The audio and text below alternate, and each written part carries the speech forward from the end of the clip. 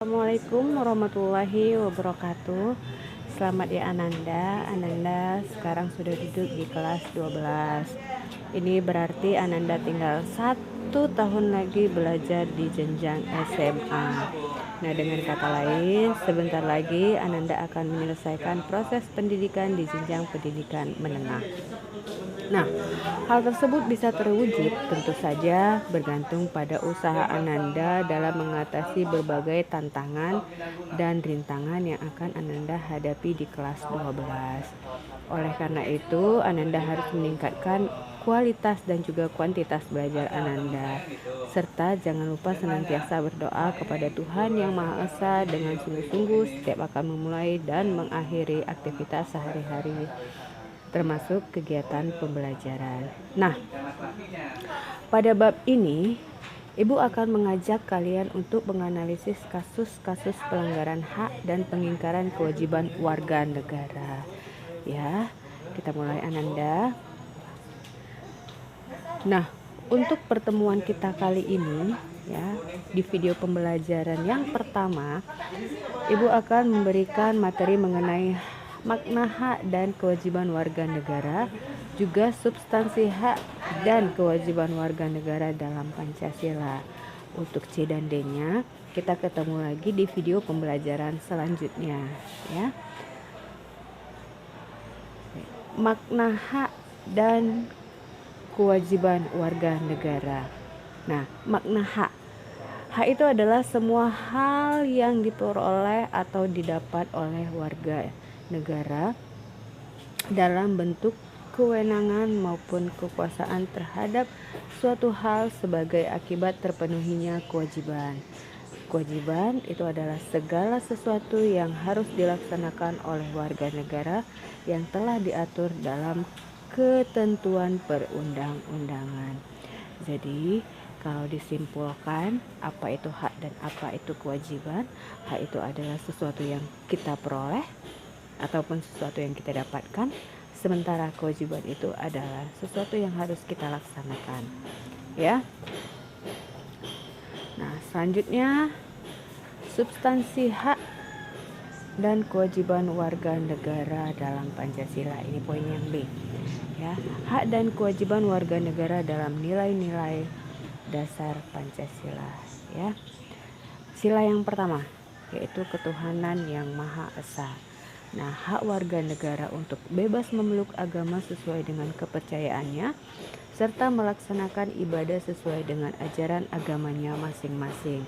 Nah, kewajibannya yang pertama, membina kerjasama dan tolong-menolong dengan pemeluk agama lain sesuai dengan situasi dan kondisi di lingkungan masing-masing. Yang kedua, mengembangkan toleransi antar umat beragama menuju terwujudnya kehidupan yang serasi, selaras, dan seimbang. Yang ketiga, tidak memaksakan suatu agama dan kepercayaan kepada orang lain. Nah, sila yang kedua yaitu kemanusiaan yang adil dan beradab. Hak setiap warga negara pada kedudukan yang sama dalam hukum serta memiliki hak-hak yang sama untuk mendapatkan jaminan dan perlindungan hukum. Kewajibannya memperlakukan orang lain sesuai harkat dan martabatnya sebagai makhluk ciptaan Tuhan.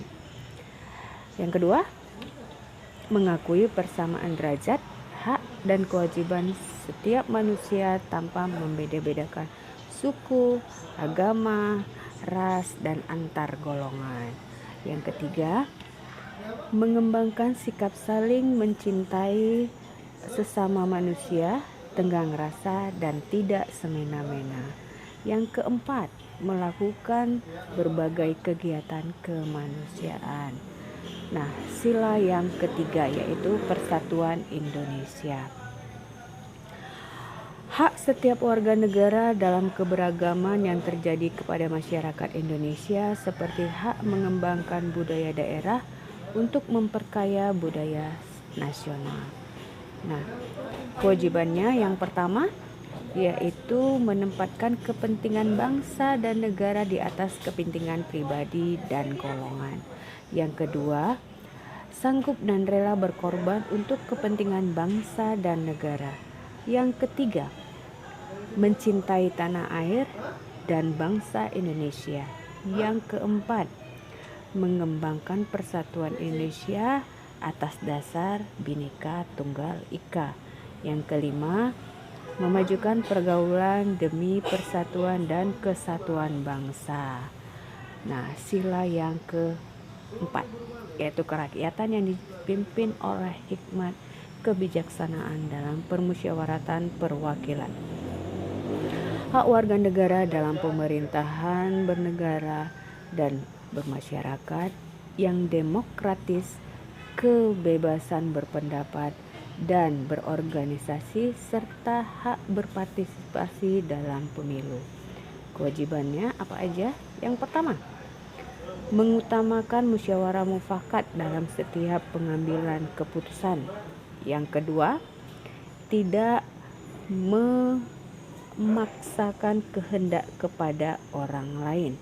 Yang ketiga, memberikan kepercayaan kepada wakil-wakil rakyat yang telah terpilih untuk melaksanakan musyawarah dan menjalankan tugas sebaik-baiknya. Lanjut, sila yang kelima yaitu keadilan sosial bagi seluruh rakyat Indonesia. Nah, haknya, seluruh rakyat Indonesia mengakui hak milik perorangan dan dilindungi pemanfaatannya oleh negara, serta memberikan kesempatan sebesar-besarnya kepada masyarakat. Kewajibannya mengembangkan sikap gotong royong dan kekeluargaan dengan masyarakat di lingkungan sekitar.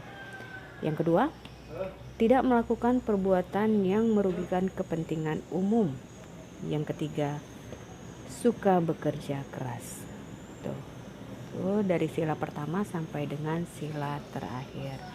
Nah, kita lanjut ke hak dan kewajiban warga negara dalam nilai instrumental sila-sila Pancasila. Nah, apa itu nilai instrumental? Ya, nilai instrumental merupakan penjabaran dari nilai-nilai dasar yang terkandung dalam Pancasila.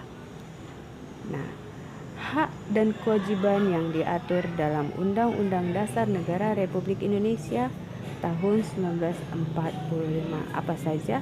Nah, itu terdapat dalam setiap pasal dalam Undang-Undang Dasar Negara Republik Indonesia tahun 1945. Yang pertama itu adalah hak atas kewarganegaraan. Nah, hak atas kewarganegaraan itu diatur pada pasal 26 ayat 1 dan 2. Di mana pasal 26 ayat 1 berbunyi, yang menjadi warga negara ialah orang-orang bangsa Indonesia asli dan orang-orang bangsa lain yang disahkan dengan undang-undang sebagai warga negara. Yang kedua, penduduk Indonesia ialah warga negara Indonesia dan orang-orang yang bertempat tinggal di Indonesia. Jadi warga negara asing yang tinggal di Indonesia itu merupakan penduduk Indonesia. Tapi dianya dalam bekerja. Tapi kalau misalnya ada turis masuk ke Indonesia hanya untuk sekedar liburan, itu bukan penduduk Indonesia. Lanjut, yaitu kesamaan kedudukan dalam hukum dan pemerintahan, yaitu terdapat dalam pasal 27 ayat 1 yang berbunyi, segala warga negara bersamaan kedudukannya di dalam hukum dan pemerintahan dan wajib menjunjung hukum dan pemerintahan itu dengan tidak ada kecualinya. Pasal 27 ayat 2 itu ada hak atas pekerjaan dan penghidupan yang layak bagi kemanusiaan. Nah, bunyinya, tiap-tiap warga negara berhak atas pekerjaan dan penghidupan yang layak bagi kemanusiaan. Kemudian ada hak dan kewajiban bela negara, itu terdapat dalam pasal 27 ayat 3 yang berbunyi, setiap warga negara berhak dan wajib ikut serta dalam upaya pembelaan negara. Nah, kemudian kemerdekaan berserikat dan berkumpul itu terdapat pada pasal 28 yang berbunyi, kemerdekaan berserikat dan berkumpul mengeluarkan pikiran dengan lisan atau juga tulisan dan sebagainya ditetapkan dengan undang-undang. Kemudian kemerdekaan memeluk agama itu ada pada pasal 29 ayat 1 dan 2. Ayat 1-nya berbunyi, negara berdasarkan atas ketuhanan yang Maha Esa. Ayat 2-nya, negara menjamin kemerdekaan tiap-tiap penduduk untuk memeluk agamanya masing-masing dan untuk beribadah menurut agamanya dan kepercayaannya itu. Nah, kemudian pertahanan dan keamanan negara, ya. Itu terdapat pada pasal 30 ayat 1 dan 2. Bunyi pasal 30 ayat 1 itu adalah tiap-tiap warga negara berhak dan wajib ikut serta dalam usaha pertahanan dan keamanan negara.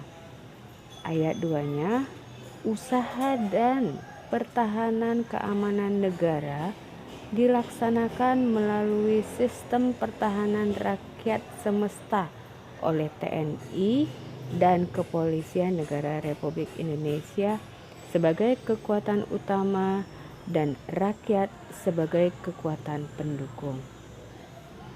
Kemudian hak mendapat pendidikan itu diatur dalam pasal 32 ayat 1, 2 dan 3. Pasal 31 ayat 1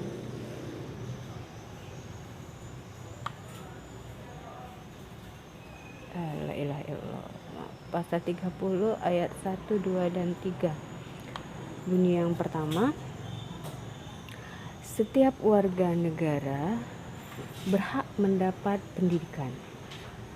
Setiap warga negara wajib mengikuti pendidikan dan pemerintahan wajib melindunginya atau wajib membiayainya. Yang ketiga, bunyi yang ketiga, pasal yang ketiga, pemerintah mengembangkan dan menyelenggarakan satu sistem pendidikan nasional yang meningkatkan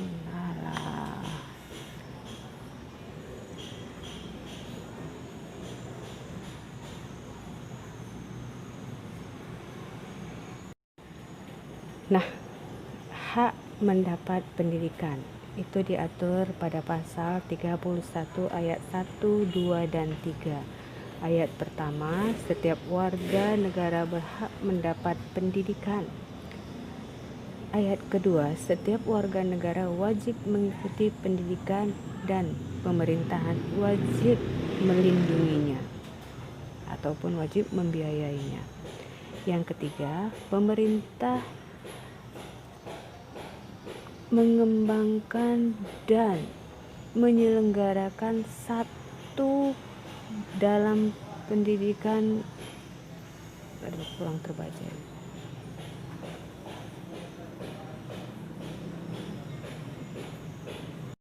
Nah, ayat yang ketiga yaitu pemerintah mengusahakan dan menyelenggarakan satu sistem pendidikan nasional yang meningkatkan keimanan dan ketakwaan serta akhlak mulia dalam rangka mencerdaskan kehidupan bangsa yang diatur dengan undang-undang. Nah, kemudian kebudayaan nasional Indonesia. yaitu itu terdapat pada pasal 32 ayat 1 dan 2. Nah, bunyinya yang pertama, negara memajukan kebudayaan nasional Indonesia di tengah peradaban dunia dengan menjamin kebebasan masyarakat dalam memelihara dan mengembangkan nilai-nilai budayanya. Yang kedua, negara menghormati dan memelihara bahasa Indonesia sebagai kekayaan budaya nasional. Kita lanjut, yaitu perekonomian nasional. Itu terdapat pada pasal 33 ya, ayat 1, 2, 3, 4, 5. Ya. Ayat 1. Perekonomian disusun sebagai usaha bersama berdasarkan atas asas kekeluargaan. Ayat 2. Cabang-cabang produksi yang penting bagi negara dan yang menguasai hajat hidup orang banyak dikuasai oleh negara. Yang ketiga, bumi dan air dan kekayaan alam yang terkandung di dalamnya dikuasai oleh negara dan dipergunakan untuk sebesar-besar kemakmuran rakyat. Ayat keempat, perekonomian nasional diselenggarakan berdasarkan atas demokrasi ekonomi dengan prinsip kebersamaan, efisiensi, berkeadilan, berkelanjutan, berwawasan, lingkungan kemandirian, serta dengan menjaga keseimbangan, kemajuan, dan kesatuan ekonomi nasional. Yang kelima, ketentuan lebih lanjut mengenai pelaksanaan pasal ini diatur dalam undang-undang. Ya, kemudian kita lanjut, yaitu hak dan kewajiban warga negara dalam nilai praksis sila-sila Pancasila. Satu persatu kita bahas ya anakku, dari mulai sila pertama sampai dengan sila yang ke-5.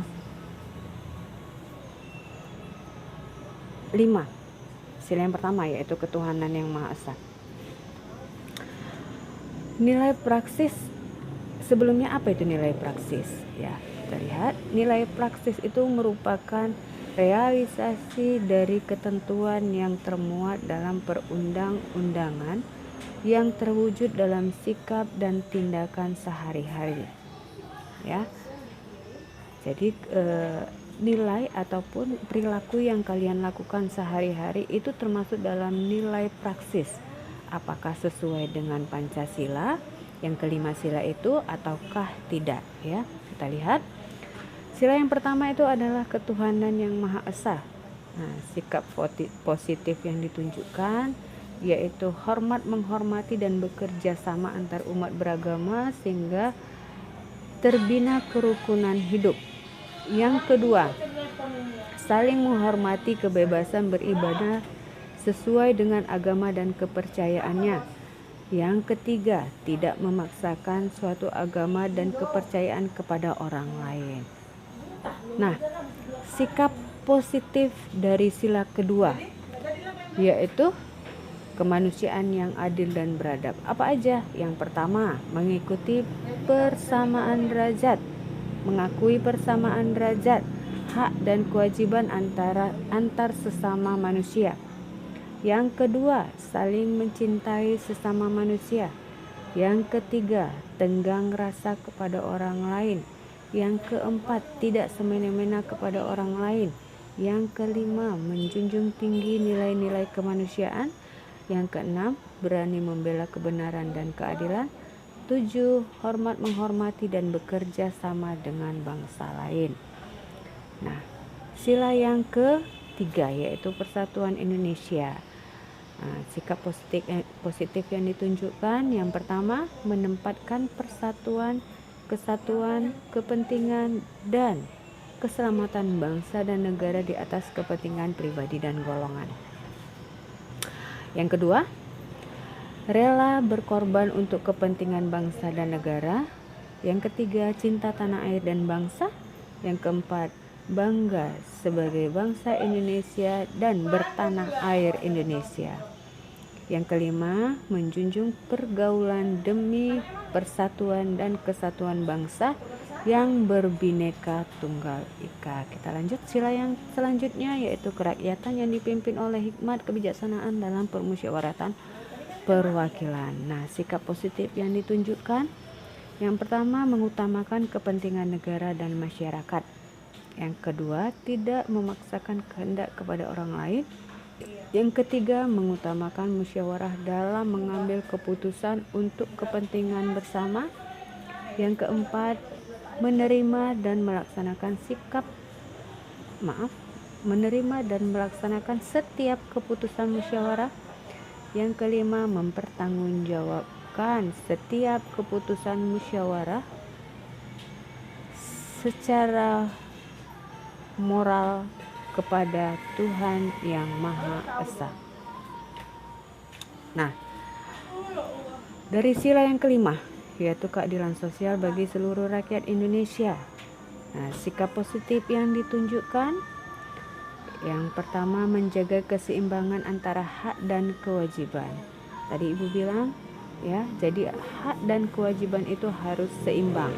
Tidak ada yang lebih tinggi hak ataupun kewajiban.